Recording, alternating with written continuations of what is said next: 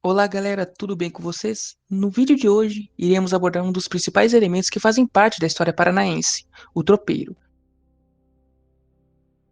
Comecemos antes de tudo esclarecendo que este termo advém da palavra tropa, referindo-se, portanto, ao conjunto de homens que transportavam mercadorias e gado a partir das localidades de Sorocaba, São Paulo, onde ocorriam grandes feiras de animais de transporte, como a icônica mula, em regiões do Brasil colônia durante o século XVII e no Império durante o século XIX. Nas décadas iniciais do século XX, no governo republicano, ainda eram ativas em algumas localidades. Mas, e aí, só isso? Não. Apesar de muitas respostas simplificarem o tema envolvendo o tropeirismo, relegando a ele apenas um simples papel de transporte, foi mais do que isso. As ações dos tropeiros contribuíram em peso para a ocupação dos territórios interiorianos do Brasil. Juntamente com o desenvolvimento dessa empreitada, o tropeirismo também foi um processo de edificador de culturas e vilas locais pelos tortuosos caminhos em que as possíveis futuras cidades eram feitas, as quais passavam por estágios que compreendem desde o estabelecimento de ranchos, logo após sendo erguida uma capela, símbolo da devoção. Em seguida instalava-se uma pequena venda para suprir as necessidades básicas dos tropeiros viajantes que trafegassem por ali. Por meio disso, na região que atualmente é o Paraná, o movimento das tropas possibilitou o surgimento de novas cidades paranaenses, como Viamão, Ponta Grossa, Sorocaba, entre tantas outras que surgiram no decorrer dos caminhos das tropas, como no caso do famigerado Caminho de Viamão, percorrida pelos tropeiros paulistas, passando pelo território paranaense até o Rio Grande do Sul. O perfil do tropeiro. Como bem sabem, o tropeiro era o chefe da tropa, o proprietário, ou seja, o dono dos animais ou do próprio negócio. O tropeiro pertencia à classe média, alta e também baixa, de acordo com a época. Tinham concepções liberais, pela sua interação com diversos lugares, culturas e diversos outros aspectos que faziam parte do seu ofício. É importante pensar que o tropeiro, ao longo de sua jornada com as tropas, comercializava com diversos locais, e dentro desses comércios propagavam notícias, costumes, receitas e diversos outros aspectos para as pessoas do interior e de outros polos.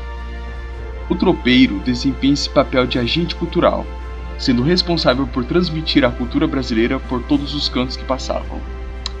Podemos pensar também que os filhos dos tropeiros puderam estudar juntamente com filhos de nobres cafeicultores, graças às rendas obtidas pelo pai.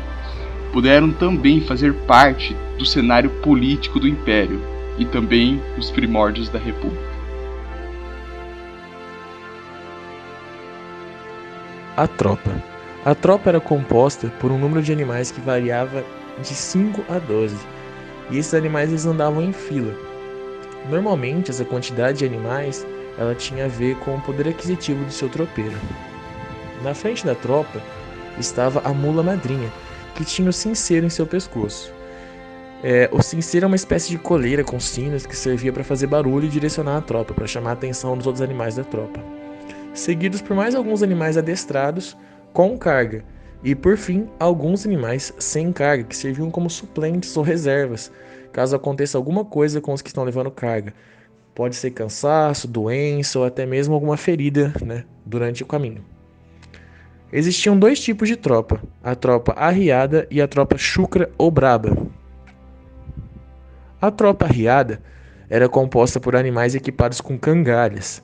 Cangalhas ela é a armação de madeira que era destinada para sustentar e equilibrar a carga em cima dos animais, para distribuir o peso igualmente dos dois lados.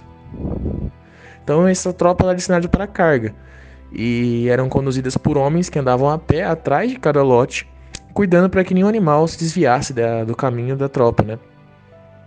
Depois, por fim, a tropa chucra ou brava, que era composta por animais selvagens, que eram domados pelo caminho. Eles eram rústicos e resistentes, e eles conseguiam caminhar por caminho bem difíceis do que o normal, mais difíceis do que a outra tropa, a tropa arriada.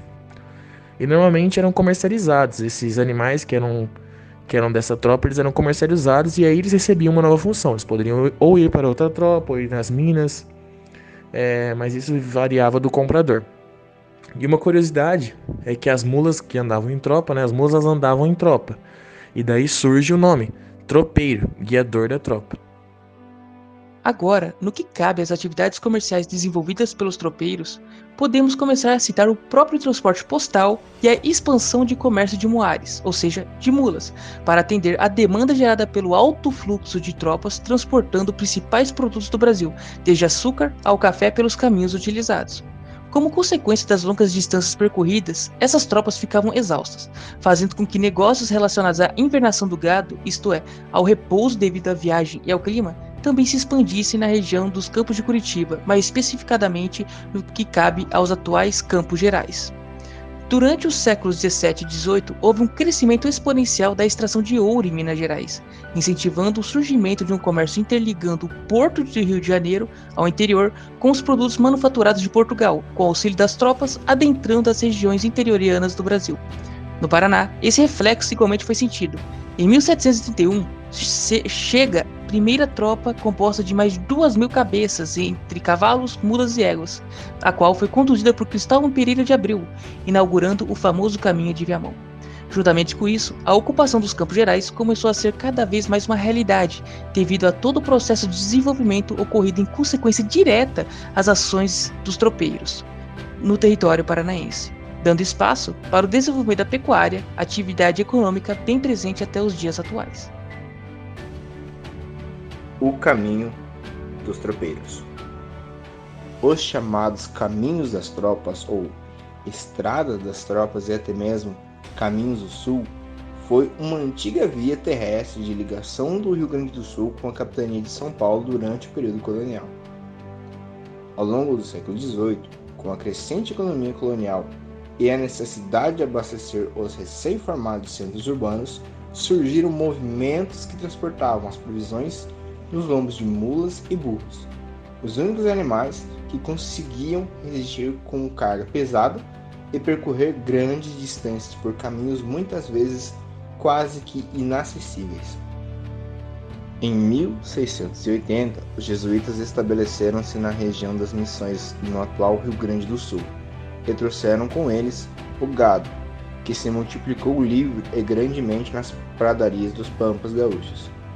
O caminho das tropas começou a ser descrito e representado nos mapas e pinturas a partir do início do século XIX, mas foi estabelecido ao longo do período colonial.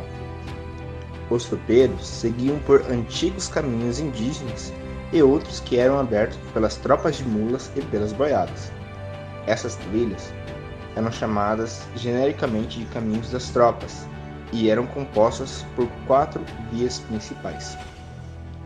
O caminho do Viamão, também chamado de Estrada Real, era o mais utilizado a partir da cidade de Viamão.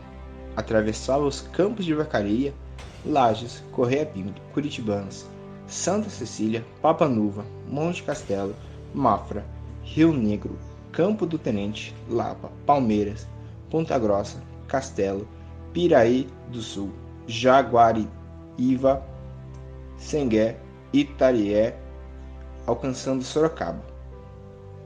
A Estrada das Missões, partia do Campo de São Borja, seguida por Santo Ângelo, Palmeiras das Missões, Rodeio, Chapecó, Xanxerê, Palmas, onde se bifurcava por União da Vitória, Palmeiras e Guarapuava, Imbituva e Ponta Grossa.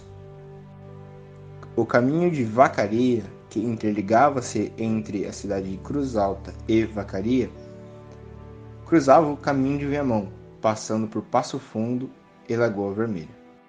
O caminho da praia, que interligava-se à colônia do Sacramento no atual Uruguai, a Laguna. Começava no litoral, na altura de Montevidéu, atravessando o rio Chuí, depois do canal do Rio Grande, onde desde 1725 havia uma tarifação para o transporte de gado. Esses são alguns dos principais caminhos que os tropeiros utilizavam para o transporte de mercadorias, de cargas, de cartas, entre outros produtos. Vale ressaltar a geografia local de difícil acesso e a falta de localização. Por isso, esses caminhos foram tão importantes e cruciais para o desenvolvimento dessa região. Então, se gostaram desse vídeo, deixe seu like e compartilhe. E até mais.